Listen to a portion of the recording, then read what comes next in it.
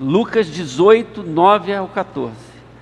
A parábola do fariseu e do publicano.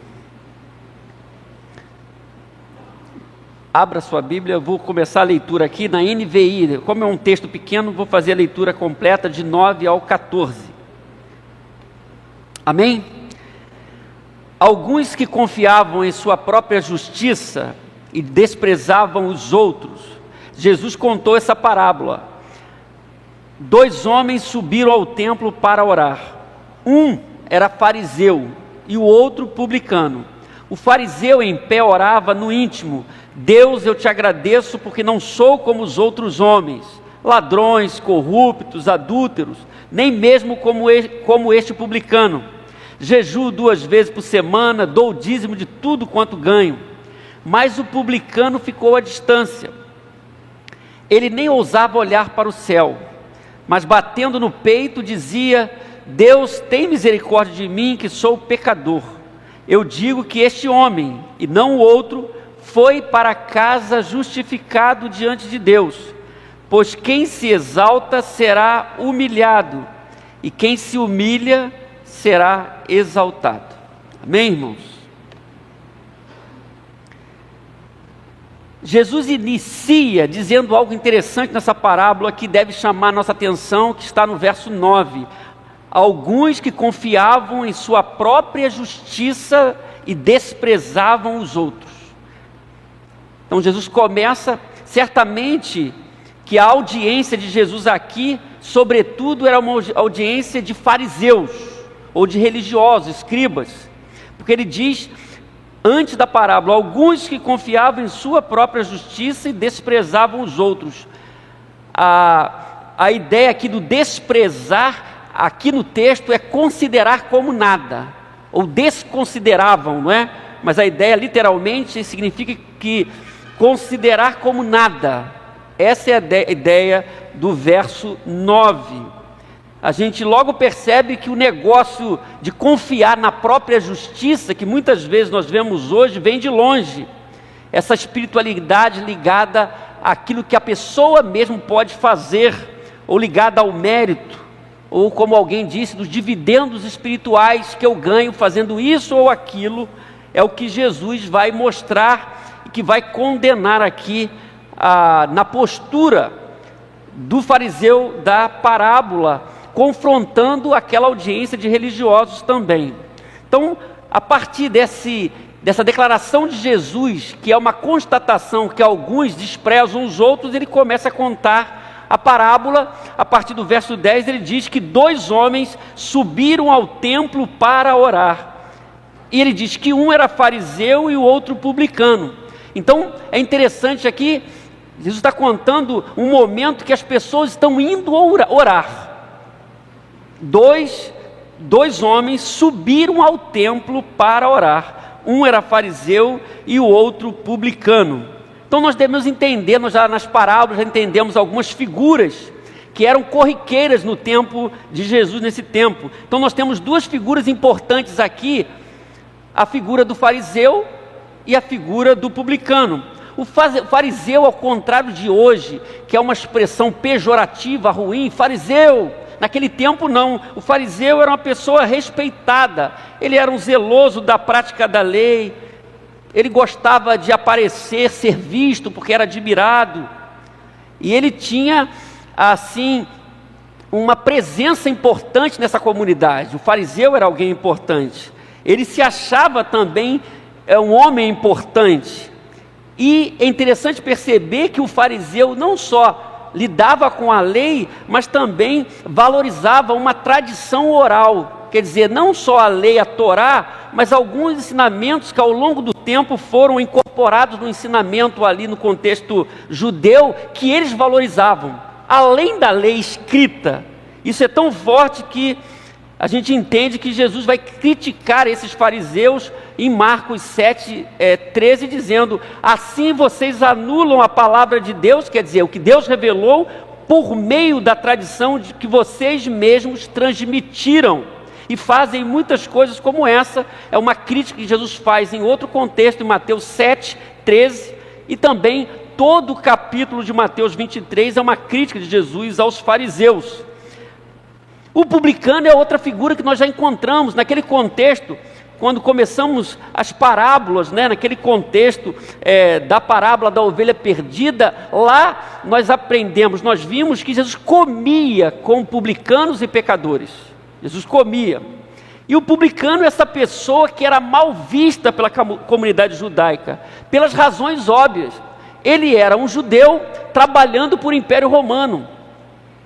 Então era uma figura odiada, é como se fosse um traidor, Ele era considerado uma pessoa imunda. Por causa disso, o Morris, um autor, ele diz que os publicanos não eram tidos em alta estima, porque não somente ajudavam os romanos odiados na sua administração do território conquistado. É bom te lembrar que aqueles judeus estavam debaixo do governo romano, estavam sendo oprimidos.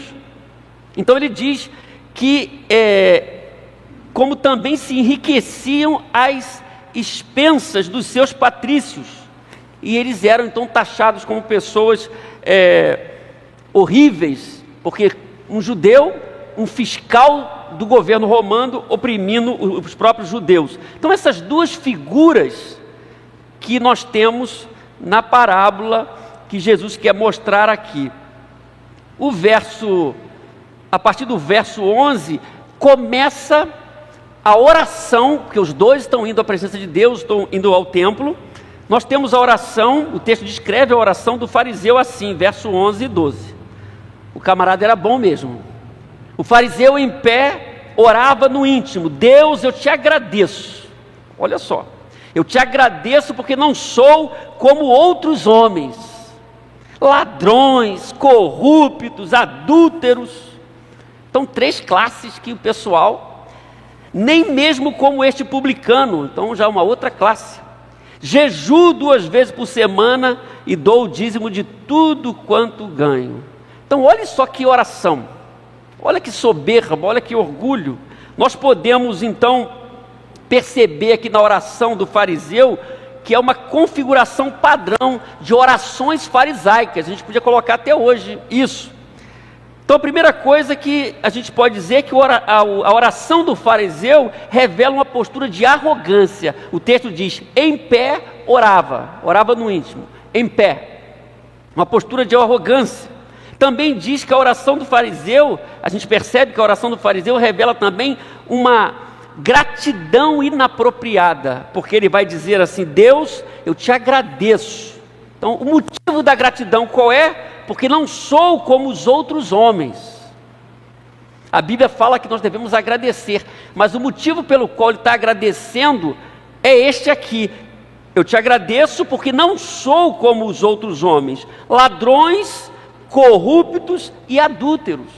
Olha só a declaração. Por isso que é uma oração inapropriada, porque é uma oração que está dentro dessa oração, ele está se colocando como melhor do que as outras pessoas. Geralmente os fariseus consideravam as outras pessoas, os pecadores e publicanos, como leprosos, E se distanciavam, não gostavam de ficar muito perto dessas pessoas, porque eles tinham uma visão de si mesmos maior do que os outros homens comuns. Então ele adota esse comportamento que eu chamei de gratidão inapropriada. Eu agradeço ao Senhor porque não sou como os outros homens. E ele vai colocar essas 3 classes aqui: ladrões, corruptos e adúlteros. Nós vemos também que a oração do fariseu revela uma comparação ridícula mesmo. Ele diz: já tem essas 3 classes que eu quero te agradecer que eu não sou, e também nem mesmo como este publicano, acrescenta. Então ele faz uma comparação aqui, ele se compara.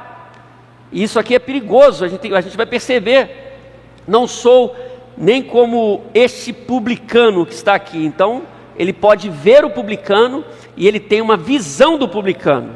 E quarto, a oração do fariseu revela uma autopromoção: jejuo 2 vezes por semana e dou o dízimo de tudo quanto ganho. Nessas 2 questões aqui, tanto do jejum como do dízimo, ele está dizendo que ele faz mais do que é prescrito na lei, porque no contexto judaico havia uma orientação para uma vez no ano, no dia da expiação, a pessoa fazer um jejum. Geralmente judeus de hoje observam esse dia, o dia da expiação. Inclusive, nós vemos essa referência em Levítico 16, 29. Mas ele está dizendo que ele faz mais. Ele está dizendo o que ele faz aqui. Então ele está achando que ele tem um saldo espiritual, na contabilidade espiritual dele, ele tem um saldo, e ele então está dizendo, ao falar assim, ele está falando para as pessoas, ele está se colocando acima das pessoas, por isso ele está se promovendo, uma autopromoção por fazer o que ele está fazendo e fazer além do que deveria fazer. William Barclay diz que, por isso, o fariseu realmente não foi orar, ele foi informar a Deus a respeito de quão bom ele era. Então, nos termos dessa parábola, irmãos, aquele que ora a Deus demonstrando arrogância, porque na presença de Deus não pode ter arrogância. Quem ora demonstrando arrogância, agradecendo pelo que não devia, fazendo comparações indevidas com outras pessoas e buscando autopromoção, nós podemos dizer que essa pessoa é fariseu nos termos bíblicos, porque é assim que esse homem está se portando aqui.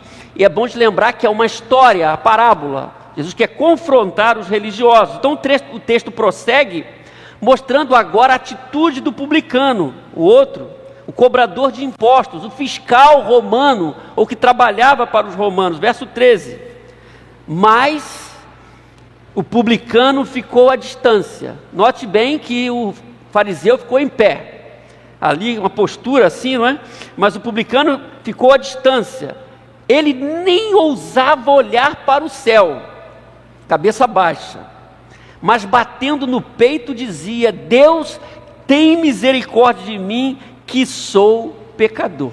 Então esse publicano sabe quem ele é, sabe que é pecador, sabe que está em falta com Deus, mas está ali suplicando a Deus.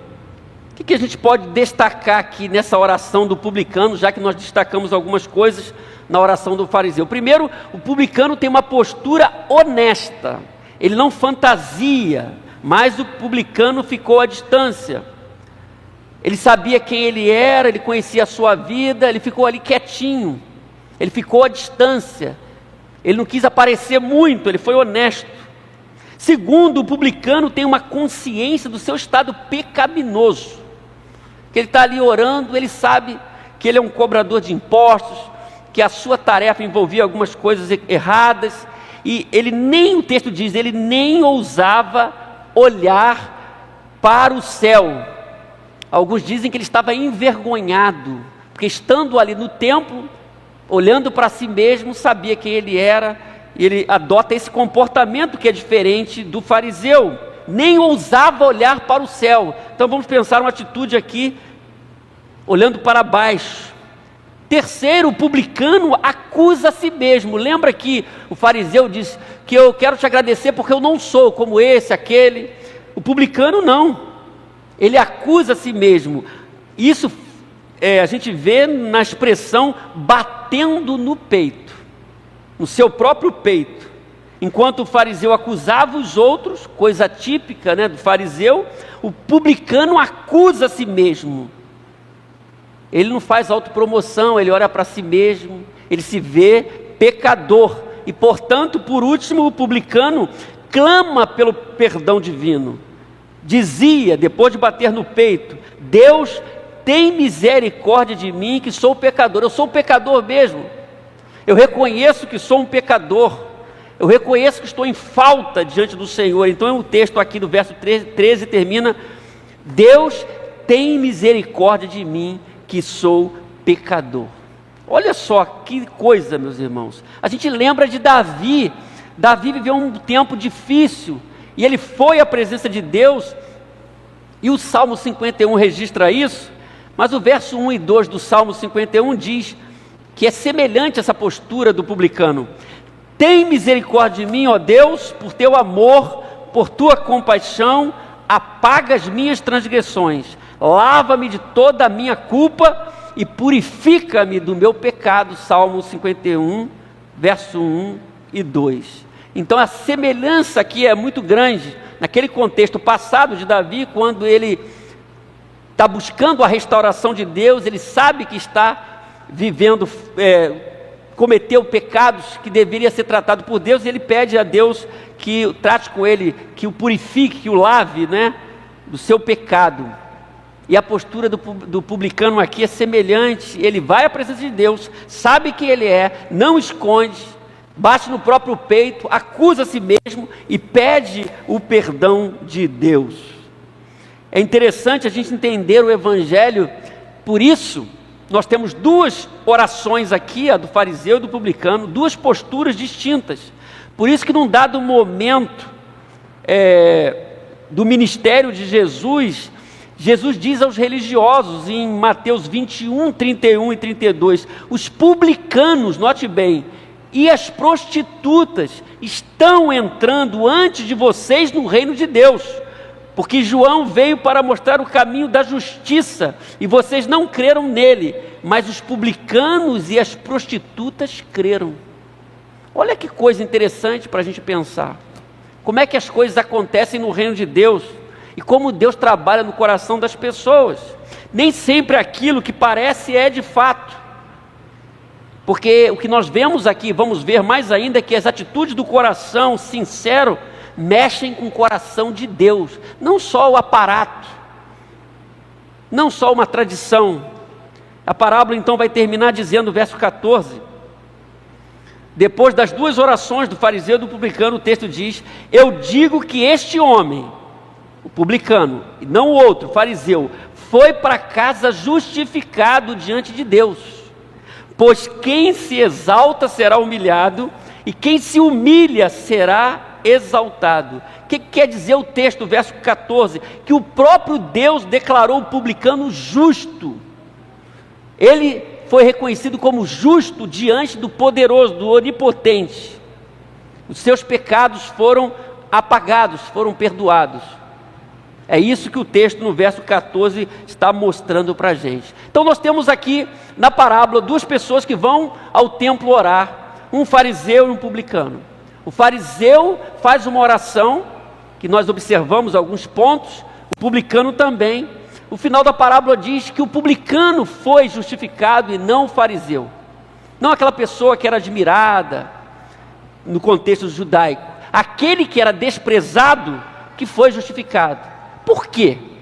Por isso, meus irmãos, depois dessa análise, eu quero lançar alguns desafios e aplicar esse texto em nossa vida, em sua vida, algumas coisas que eu destaquei nessa parábola. O primeiro desafio que essa parábola coloca para nós hoje é que nós devemos fugir, então, fuja de todo tipo de arrogância. Nós temos Jesus como exemplo de mansidão, de simplicidade, de humildade. O texto no verso 11 diz que ele, o fariseu, se colocou com arrogância, com vaidade, e na presença de Deus isso não funciona. Isso funciona entre os poderosos do mundo, isso funciona na sociedade caída, mas não diante de Deus. Então aquele homem que era o profissional da religião não adotou um comportamento correto na presença de Deus, porque ele se colocou de forma arrogante. E na jornada da fé nós encontramos e podemos encontrar muitas pessoas arrogantes, mesmo dizendo que são discípulos de Jesus. Mesmo que você encontre, que você não seja uma pessoa arrogante, porque essa postura não combina com os filhos de Deus e com os discípulos de Jesus e com aqueles que dizem ter o Espírito Santo em suas vidas. O fariseu estava agindo com arrogância porque estava recomendando a si mesmo, estava se autopromovendo. Por isso que o livro de Provérbios diz que o vaidoso e arrogante chama-se zombador. Por quê? Ele age com extremo orgulho.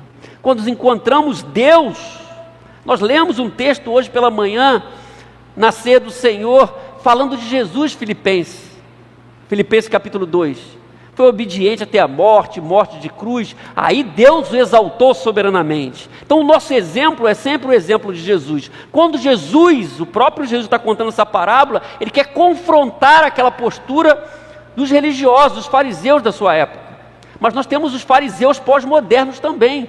Que não sejamos estes fariseus pós-modernos, os fariseus dos dias de hoje.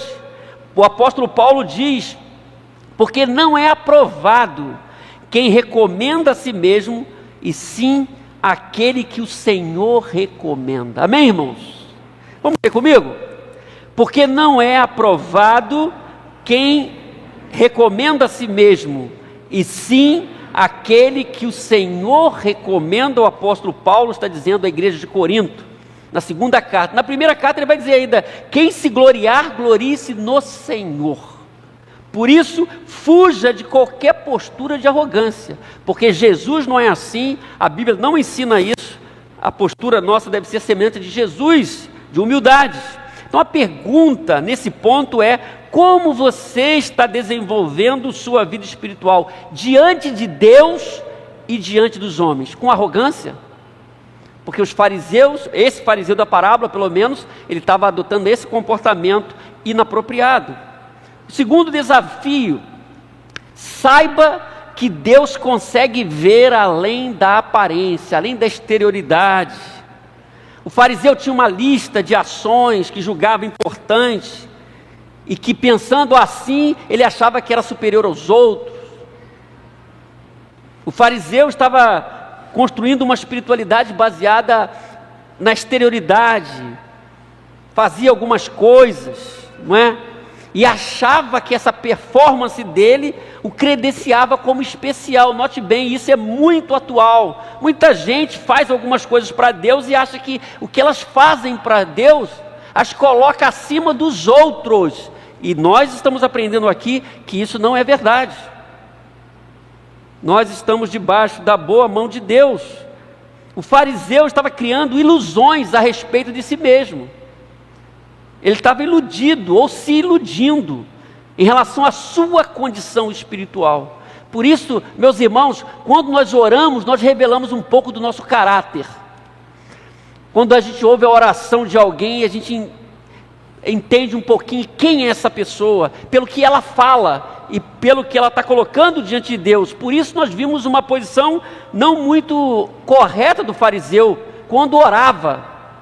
O fariseu estava então iludido, porque estava tendo problemas, tinha os seus problemas, mas estava camuflando esses problemas, escondendo essas situações do seu coração, que eu chamo de podridões espirituais incalculáveis, não é? Tinha muita coisa. Aquela hora era a hora dele falar para Deus, mas ele estava juntando a sua listinha de coisas boas que ele achava. Que o farisaísmo é aparência, né? É sempre aparência, é valorizar a aparência, o que as pessoas estão vendo. O evangelho é coisa do coração. O farisaísmo é fazer, o evangelho é sinceridade. Jesus falou isso o tempo todo. Mas sobretudo, meus irmãos, o que a gente vê nessa parábola, que os dois estão na presença de Deus, ambos, o fariseu e o publicano. E a gente tem que lembrar que Deus consegue ver além da aparência, além daquela fachada, como cada um de nós está. E diante de Deus tem que ter sinceridade. Devemos ser honestos e buscarmos uma vida íntegra na presença do Pai, porque Ele consegue ver além do aparente. Por isso que o Evangelho não é religiosidade, o Evangelho é transformação, o Evangelho é coração, é mudança de mente, de postura. É isso que Jesus veio propor. E aquela classe religiosa não estava entendendo, estava vivendo distante daquilo que Deus queria. O terceiro desafio: cuidado com pensamentos equivocados que menosprezam o valor da graça de Deus, e sobretudo o valor da graça de Deus na vida dos outros. Porque o fariseu já era uma classe privilegiada, e fazendo o que ele fazia, ele se achava melhor do que os outros. E sobretudo ele não conseguia ver a graça de Deus. Então é importante a gente dizer que aqueles que menosprezam o valor da graça de Deus acaba achando que são melhores do que as outras pessoas.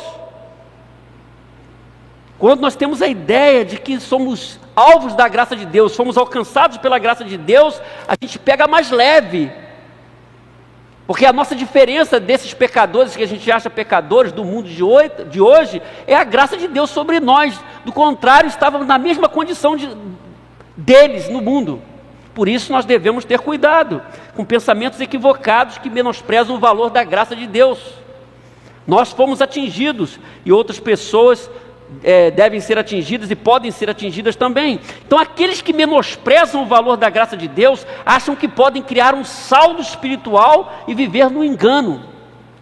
Vou fazendo uma poupança aqui de crédito com Deus.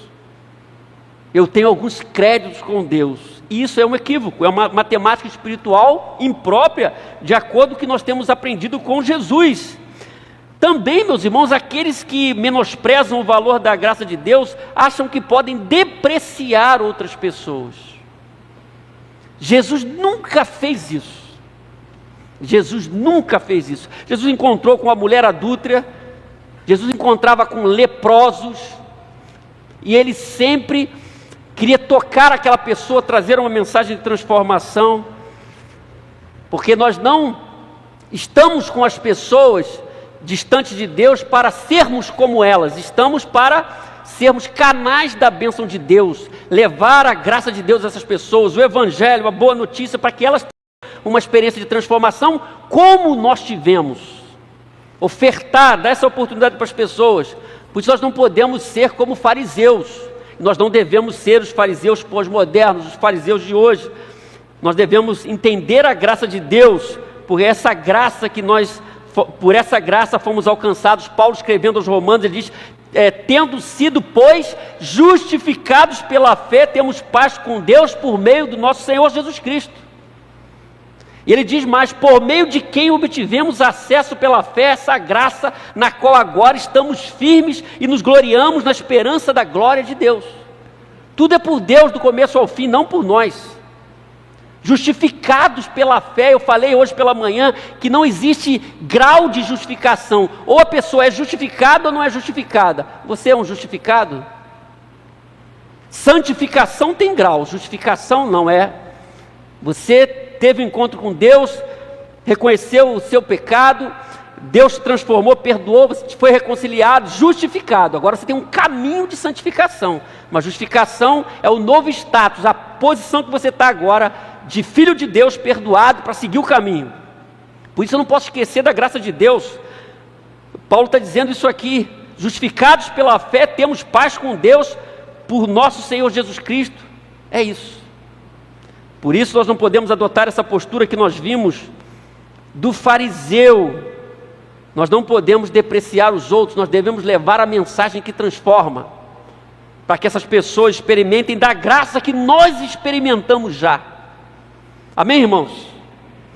Quarto desafio, que é o principal aqui também, adote uma postura de quebrantamento na presença de Deus. Nós vamos ler aqui o 14, Lucas 18, 14 diz, eu digo que este homem, depois das duas orações, e não o outro, foi para casa justificado diante de Deus, pois quem se exalta será humilhado, e quem se humilha será exaltado. Então note bem que a matemática do Evangelho é diferente da matemática de muitas pessoas. É diferente. No mundo é ostentação. Tem até música ostentação classificada como ostentação. Olha como é que o negócio é. O mundo é ostentar. O mundo é dizer que eu posso. O mundo é dizer que eu sou poderoso. O mundo diz, eu tenho muitas pessoas que cuidam de mim. O reino de Deus é diferente, é cuidar dos outros. É humildade. É se prostrar diante de Deus. É ser servo. É totalmente diferente o reino de Deus. Por isso que aquele fariseu não foi justificado, e sim o publicano, o taxado de pecador, o cobrador de impostos, o fiscal romano. Esse homem, por quê? Pela postura dele. Ele não fantasiou, ele não fingiu aquilo que não era. Ele se coloca diante de Deus com o coração quebrantado.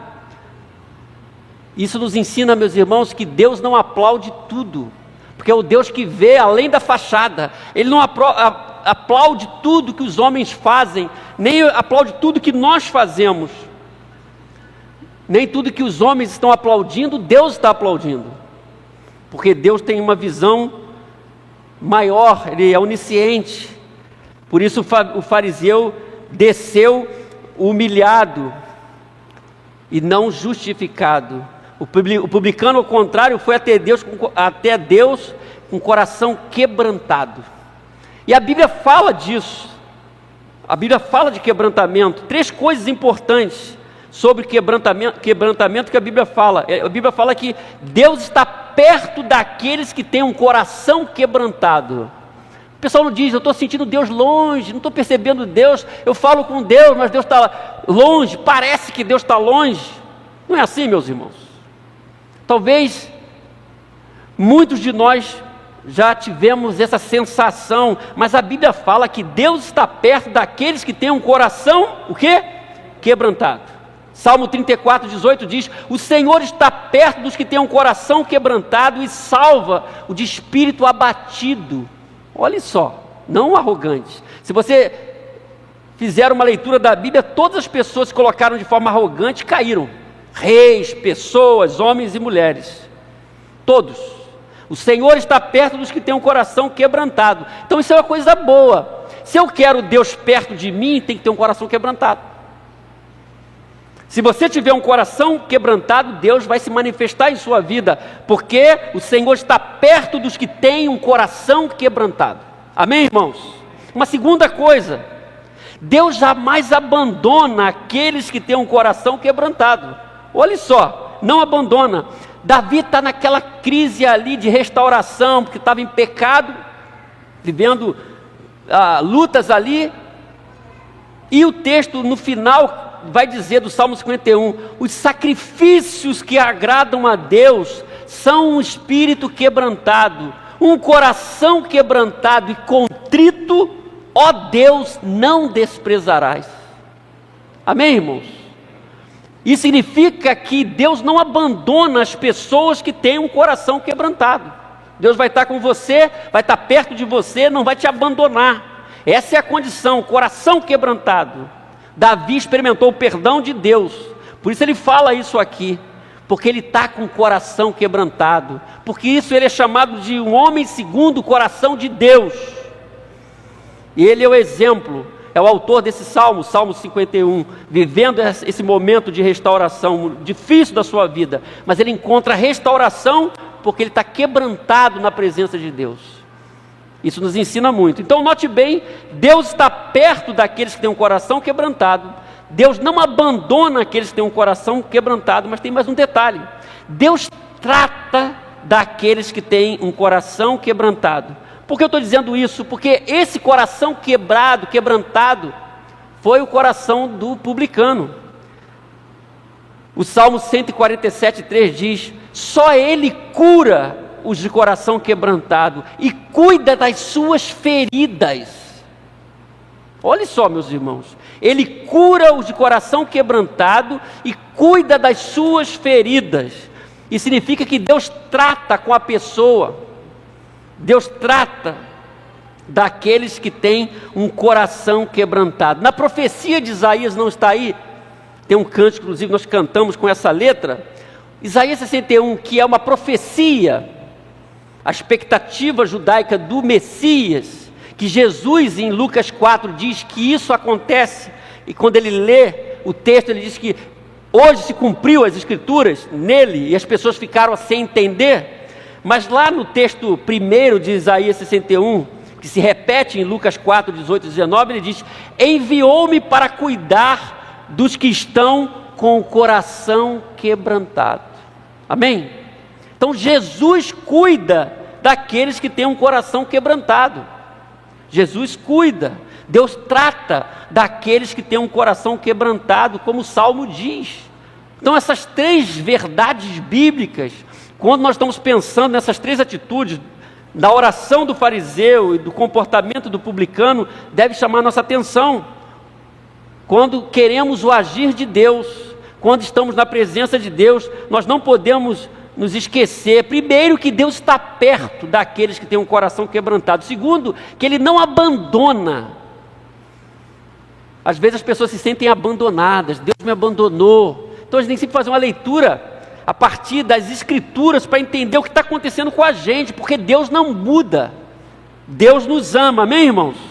Então Deus está perto daqueles que têm um coração quebrantado. Deus não abandona aqueles que têm um coração quebrantado. E Deus trata daqueles que têm um coração quebrantado, como nós vimos no texto bíblico, claramente aqui, que Ele cura e Ele cuida das suas feridas. Tem alguma coisa que você precisa ser tratado por Deus, curado por Deus nessa noite? Pense nisso e pense em qual tem sido a sua postura diante de Deus, a postura que caminha na direção do fariseu, uma postura que caminha na direção do publicano, porque nós temos duas posturas diferentes aqui. Se você deseja ser tratado por Deus, enquanto você está na presença de Deus, você tem que avaliar o seu caminho, a sua postura, que tipo de espiritualidade você está desenvolvendo, não só hoje, mas ao longo da sua caminhada de fé. Ela se aproxima ao do fariseu, o comportamento farisaico aqui percebido, ou do publicano?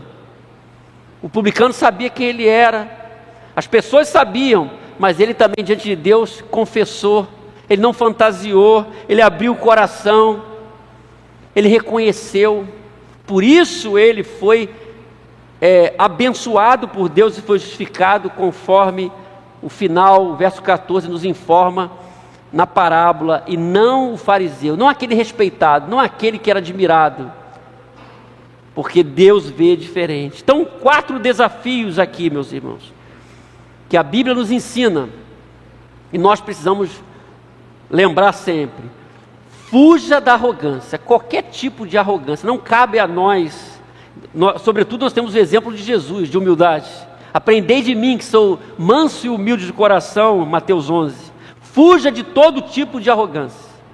Nós somos discípulos de Jesus. Segundo, saiba que Deus consegue ver além do aparente, além da exterioridade. A gente vê pouco, mas Deus vê o coração. Deus vê a intenção.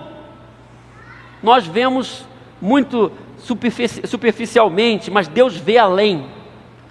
Por isso que quando Ele olhou para o coração daquele fariseu, Ele viu o que tinha real naquele coração. Da mesma forma olhou para o publicano e viu sinceridade e restaurou. Terceiro desafio que nós vemos: cuidado com pensamentos equivocados que menosprezam o valor da graça de Deus. Nós estamos aqui pela graça de Deus, fomos alcançados pela graça de Deus, fomos abençoados pela graça de Deus, temos a esperança da glória eterna por causa da graça de Deus, não por nós mesmos, não pela nossa lista, nós somos capazes, nós fazemos isso e aquilo, não. Por isso, devemos afastar esse pensamento do que não é correto. Nós temos que valorizar a graça de Deus, primeiro a nossa experiência. Por isso, aquelas pessoas que estão em pecado, que estão afastadas de Deus, nós devemos crer que elas podem ser transformadas e podem ter uma experiência com Deus, porque Deus é gracioso, amém? Quarto desafio que a gente lançou: adote uma postura de quebrantamento na presença de Deus. Sempre bom, não arrogância, quebrantamento na presença de Deus. Deus é grandioso, Ele nos dá a oportunidade de vivermos com Ele, com a sua palavra, com as suas promessas. Jesus pagou o preço, foi Jesus que derramou o seu sangue, nós vivemos isso pela manhã hoje na ceia. Ele que derramou o seu sangue, Ele que nos amou de uma forma extraordinária, pagou o preço. E a nossa posição hoje, se você é um filho de Deus, é pela graça. Paulo diz isso: pela graça sois salvos mediante a fé, isso não vem de vós, é dom de Deus. Não vem pelas obras, para que ninguém se glorie. Que Deus nos abençoe, que nós possamos seguir a nossa jornada de fé, entendendo o que Jesus quis nos ensinar, né, através dessa palavra. Amém, irmãos? Que Deus nos abençoe.